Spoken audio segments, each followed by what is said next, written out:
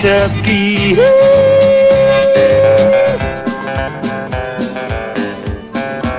Een van my grootste Suid-Afrikaanse artist ooit. Ek is so bevoorreg om jou hier te hê vandag op Saffa on Air. Koning David Kramer, welcome to Saffa on Air. Hallo. Hallo almal. Ja, skus tog. Okay, I'm going to sit on... Dis vroeg hier so in Suid-Afrika. Ja, vroegoggend. I'm going to shoot off with the questions. Where were you born and bred? I don't know if I was bred, but I know where I was born.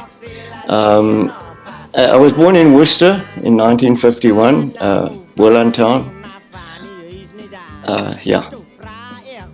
All right. So the most of the songs you wrote about the Boland is because you're actually from the Boland. That's good to know. Now, what music did young David take you back? What music did young David listen to? Okay, so because I was born in 1951, and when 1957 came around, it was a kind of big year for rock and roll. That's when we first started to hear the first sort of American recordings that reached South Africa with rock and roll.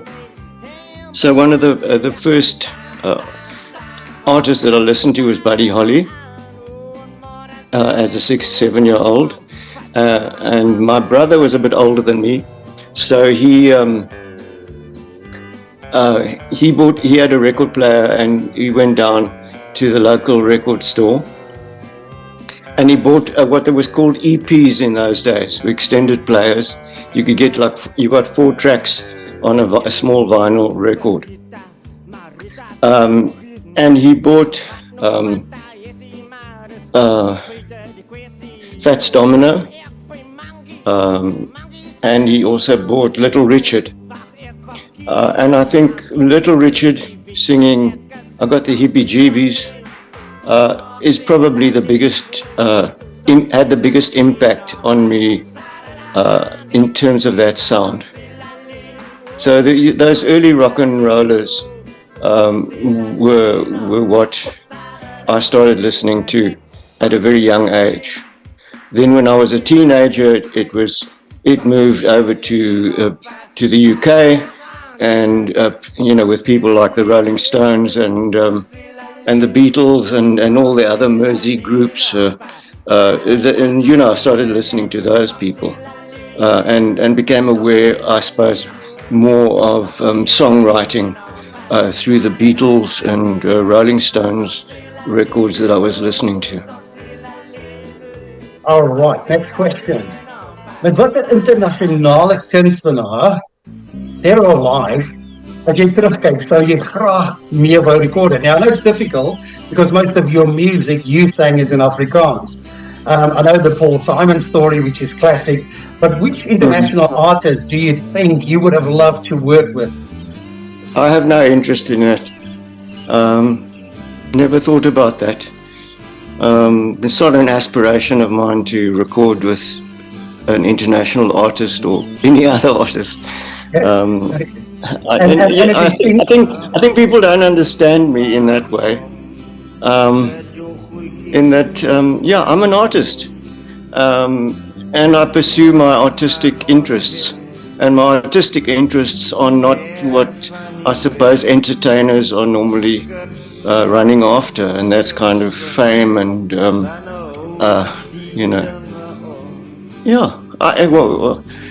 I wouldn't need to. I mean, I'd like to meet some certain people, and I have met very interesting and famous people like Paul Simon and Harry Belafonte and Willie Russell and quite a few others. But no, I wouldn't want to record. There'd be no point in doing that. So the next question, you might not have an answer to it as well. The reason why I asked is I just recently read an article when they asked Paul McCartney which song does he think he would have loved to record, and I think it was Fields of Gold by Sting. He said that is the perfect song to him. Is there any songs that you listen to and go, man, wow? that I would have liked to have written or recorded, or that I would have liked to have written. Yeah, you listen to the song and go, man, that is a perfect Yeah. song. I think, I mean, I've always been a big admirer of Joni Mitchell as a songwriter. And she's been in the news lately. But when I was a teenager, I came across Joni Mitchell. And I think the first song that I heard that really made an impact on me was Big Yellow Taxi. And then later on, songs like Clouds and so on. So some of her work has been very impressive. And then if I think of Paul Simon, I think Bridge Over Troubled Water is one of the most amazing songs that has been written by a kind of singer-songwriter. Yeah, I'd say. And then, of course, I like Leonard Cohen's work as well. Yeah, and I'm not going to say hallelujah. But I think you've got a point there, because Counting Crows had a massive hit when they did Yellow Taxi, and then, of course, even Elvis covered. And I think it was one of Elvis's favorite songs, Bridge Over Troubled Water. Now, I want to play you quickly. I hope this is going to work. I want you to listen to this.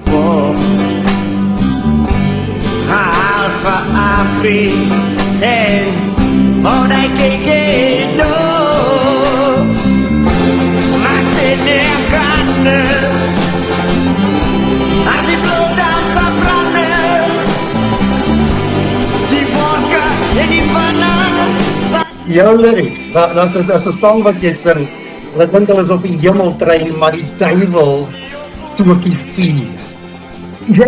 Ek luister na hierdie lyrics en jy is 'n creative genius en ook vanaand steek jy honger weer soos 'n doringdraad. I can feel the pain. Ek sê nog 'n paar sente vir die leë bottels, maar toe jou oop. Maar oop jou gorrel, die duiwel het al lankal die engeltjies omgepraat. Did you know, Bertie, or homeless person that you talk to, or are you just one of these creative geniuses? With Bottlekey Blow? Yeah. Well, yeah, with Bottlekey Blow, I was in my early 20s when I wrote that, and I just moved to Cape Town, and we were living in a flat in Tamboerskloof, and so there was a bottle store nearby, and so there were people who hung, kind of hung around that bottle store, and got drunk in the evening, and there was lots of kind of shouting and screaming in the streets, and I suppose that's the only image that I have that I was kind of referring to. But it just started with a rhyme. It started with me just thinking, vir 'n slang is ek nie bang nie. Hulle kan nie vir my vang nie. And then came, maar vir jou, my bottlekey blow. So I was aware of these people living on the streets, and drinking methylated spirits, pouring it through bread to try and remove the blue. Yeah, so those things were, it wasn't like I was talking to anyone or particularly making that observation. It was just something I was aware of, and the lyric starts to lead you in a certain direction. Up on Blockies, and I'm going to take you back to 1981. Now, I know it's more than 300,000 views on YouTube already. Now, here I am, 1981. I was in Standard 8, Graad 10, in an Afrikaanse class. I'm sitting there. My friend, Eric Marks, runs into the class. He says, because we were big, I think it was still Radio 5 then, not 5 of them. He goes, Ja. Het jy gehoor? Radio 5 het 'n rugby song gespeel. Ek sê nee, kan nie wees nie. Dit is 'n Afrikaanse rugby song. Ek sê no, jy praat nou nonsense. And for the rest of the 2 days, I did not do homework. Well, I normally didn't. Was just waiting for this Afrikaans rugby song. Now, let's just put it out there. Henry Osler, legit. Barney from Boylo, legit. I never heard of a Springbok hooker, so I did research. And there's actually only three Hubers that ever played Springbok. One was Stevie, he played fullback, I think, in early 1900s. Then, of course, Uh, Andre the Rolls Royce and Marius Hubert. Who is Blokkies Hubert? yeah, well, he's like so many of my characters, you know.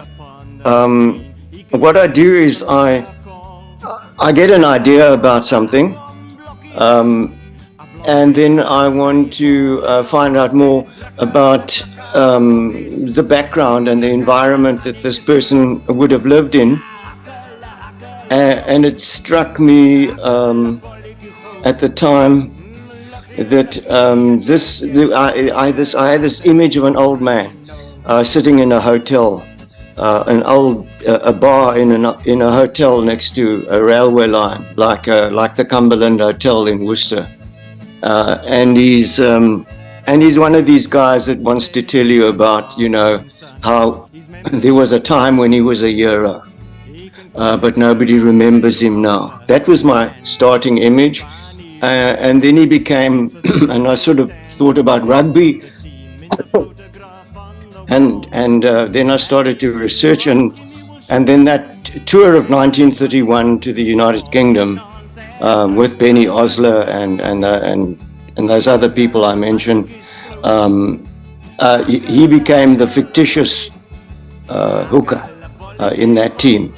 He wasn't, I don't know, can't remember even who the hooker was, but that's what I do. I mean, I've just done it now in this new musical that I'm presenting called Fair and Evaded Kitty, where I mix the facts with the fiction. And in the case of Blokkies, he never existed, but he could easily have existed.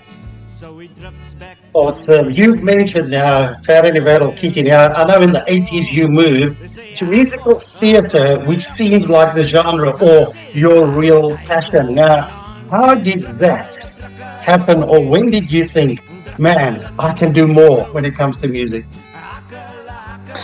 Yeah, so in the early 80s, I had those hits. I'd been writing songs for already right throughout the 70s. And then I released Bakgat in 1981. And then, of course, Blokkies followed that, and that was the big hit, even on Radio 5. Alex J was responsible for playing that. And I think Alex J actually got into a lot of trouble for playing. Yeah, because it wasn't Radio 5's format. And he got rapped over the knuckles for playing David Kramer. Anyway, so what did I want to tell you about the musical? Okay, so I was writing these songs, character songs, and then my friend Barney Simon, director from the Market Theatre, he said to me, you know, your songs, you could write songs for other people. You shouldn't try and sing your own songs all the time, because you write about these people. Maybe you should put them in the mouths of more of the characters that you're writing about. And we went on to do a concert together in which Elsabe Zietsman was one of the support people, and Jennifer Stein. And so I took some of my songs and I rewrote it for them from a female perspective. So Elsabe did a song like Betty and Dave from the Belleville Blues song. And so I saw the potential there of writing for other people and realizing that I'm not a pop artist. I'm actually someone who writes situations and characters, and the best place for that would be musical theatre.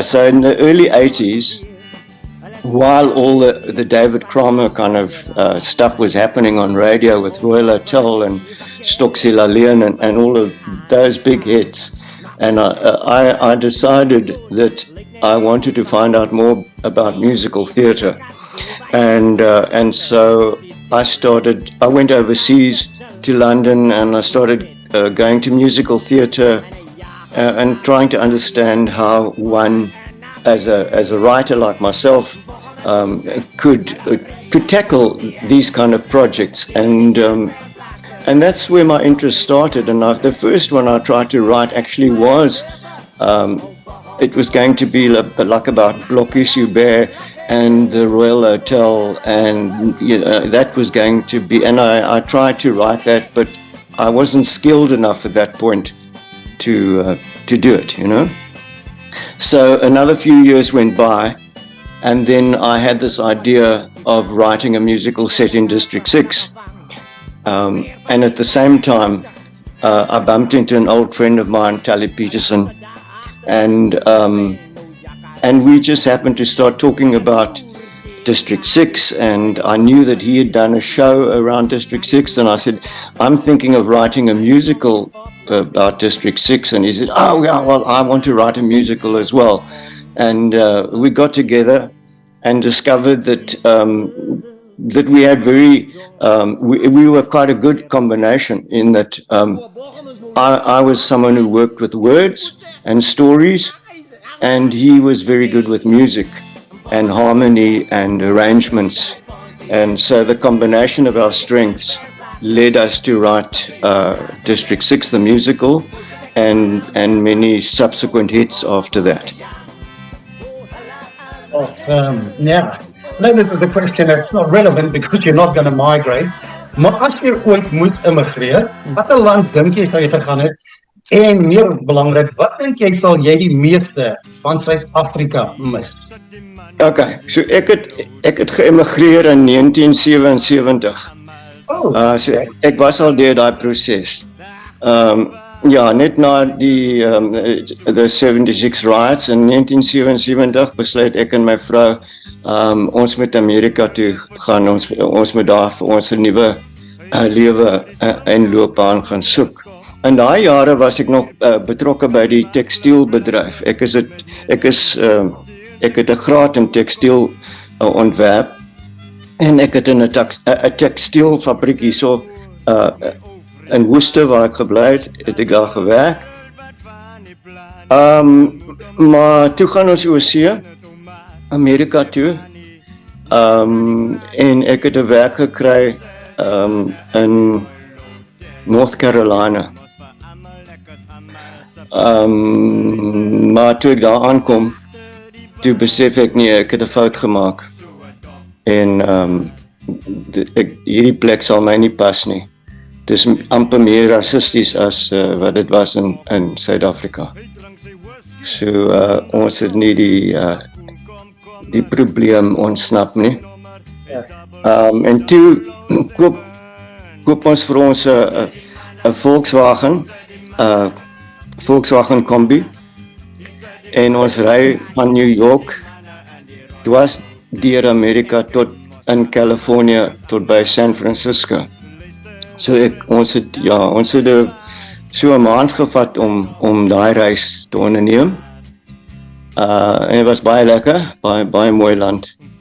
Maar op die einde besluit ek het 'n beter begrip gehad van wie ek is en wat ek wil doen. En ek het besluit ek kan nie my song skryf in Amerika nie. Ek moet maar terug gaan huis toe want ek weet waaroor ek wil skryf. So dit was 'n interessante belewenis. Om dit te ontdek, jy weet. En toe kom ons weer terug huis toe, en dit is die rede hoekom ek nooit weer sal immigreer nie. So ek hoop dit antwoord jou vraag. Ja, 100%, want ek bedoel, mense dink immigrasie is maklik. Ek dink dit is seker vir my en my vrou die moeilikste besluit om te neem. Ek is Suid-Afrikaner, ek sal doodgaan Suid-Afrikaner, so ek verstaan nou 100%. Nou, ek wil vir iets wys, want dis nou my persoonlike kolleksie. Alright? So, en die laaste rede hoekom ek dit vir jou wys, want dit gaan lei tot my volgende vraag. Okay, so, en dan het ek ook vinyl. Alright. Okay, nou ek weet, want ek weet in Suid-Afrika verkoop niemand meer CD's. Ek was vandag hier in Australië by It's International Record Shop Day. So ons was daar is so 'n winkel hier, so daar's een winkel wat nog CD's en vinyl het 'n groot comeback gemaak. Wat ek wil weet, hoe erg is dit vir Suid-Afrikaanse artists nou dat niemand meer CD's en vinyl verkoop nie? Het dit julle inkomste erg benadeel? Ja, ja, dit het, ja. Daar's nie meer 'n bedryf nie. En Spotify het ingekom en alles van ons gesteel. Yep. Ek weet jy het gelag toe jy dit gesien het. Maar kyk, ek was 'n fan van jou sedert 1981. Baie dankie. Ek gaan raai, dit moes einde 1999 gewees het. Ek dink einde 1999 het ons Veldrif toe gery. Ek dink dit was 'n maakie tent of iets. En ek het al 3 CD covers saamgevat en ek gesê ek hoop en ek het hulle geteken gehad. En ja, ek onthou ek het in 'n tent gespeel. Ja, ek onthou nog. En dit is die enigste keer en daarna het ek gesien Guitar Blues en toe het ek geëmigreer. Wat ek wil weet, jy is klaar met David Kramer, miskien jy gaan jou feete doen, gaan ons ooit, en ek weet ek nie sê CD of album nie, want dit bestaan nie meer nie, is David Kramer klaar met David Kramer songs, nuwe songs? Ek kan nie sê nie, ek het geen planne om so iets, in die meeste, ja, soos ek sê, as ek nou skryf, is dit vir 'n nuwe musical waaraan ek werk. En op die oomblik, ek het 'n paar nuwe Afrikaanse liedjies geskryf wat gaan gebruik word in 'n nuwe musical waaraan ek werk. En dit is vir my ja, dit is vir my baie lekker. En ek weet, ek kan nie sê daar gaan nie weer 'n soort van 'n vrystelling van hierdie liedjies wees nie. Miskien in 'n paar jaar se tyd is daar 'n versameling van interessante liedjies wat ek wil uitgee, net vir, jy weet, vir die geskiedenis daarvan. So ja, maar op die oomblik kan ek nie sê kyk uit vir die volgende CD of whatever. Ja. Nee. En is jy klaar getoer? Skus toe? Is jy klaar getoer? David Kramer doen nie meer live shows, David Kramer styl nie? Ja, dis reg. Ja, ek het verlede jaar het ek opgehou. Ek het my laaste konserte gespeel by die KAK&K verlede jaar. En ja, so ek het nou besluit ek gaan nie weer op die verhoog optree nie. Alright. Maar ek is nog betrokke by ek is nog besig en ja, maar veral met die skryf en die regie van my stories. Nee, dit weet ek, want laat ek aanbeweeg, want dit is 'n halve hartseerpuntjie, want ek het ook gehoop eendag gaan ek jou in Australië kan sien, maar ek verstaan dit 100%. Ek weet ook jy weet, jy het gemention Spotify. Ja, dit is, ek kan dit nie meer doen nie, ongelukkig nie, maar ek het probleme met my gehoor, ek het ook 'n probleem met een van my hande, so ek kan dit nie waag nie, om op die verhoog 'n probleem op te tel nie. Dankie vir daai persoonlike inligting.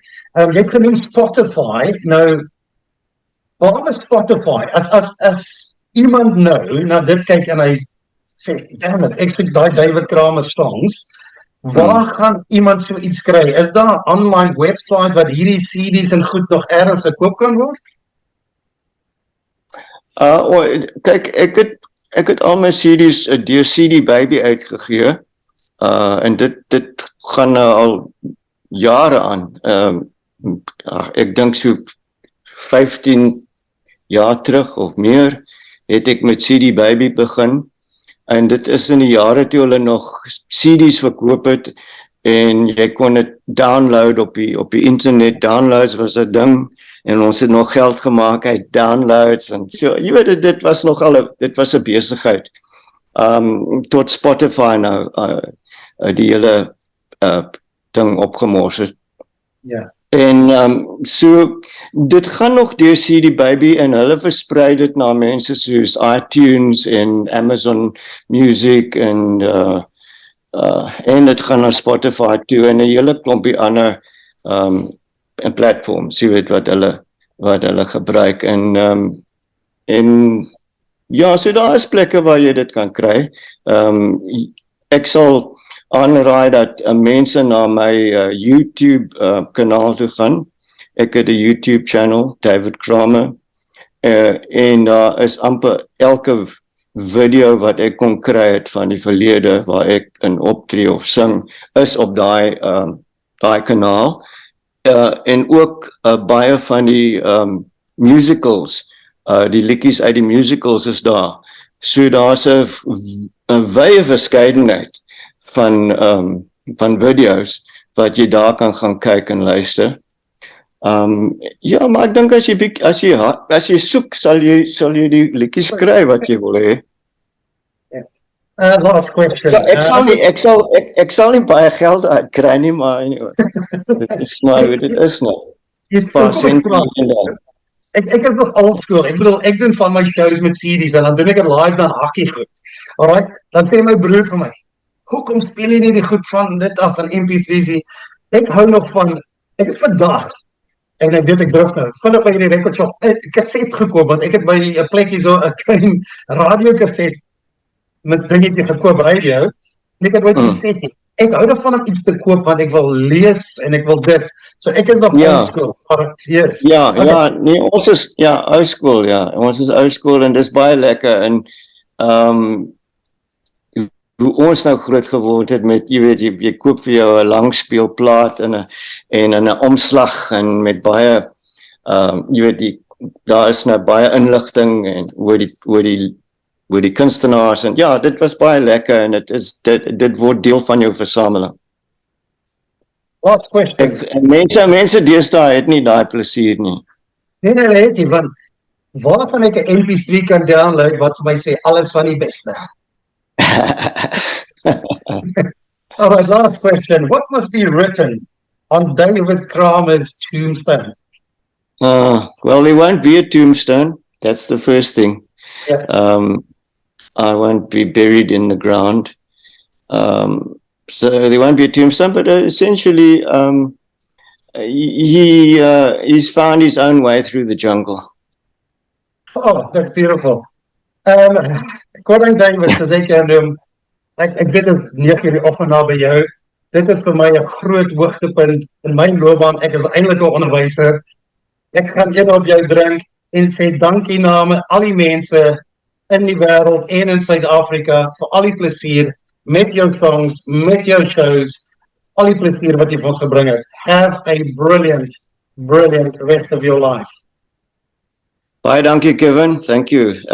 It's been a pleasure talking to you, and hope your listeners have enjoyed it. And I just say hi to everybody and wish everyone all the best. Thank you for your support over the years.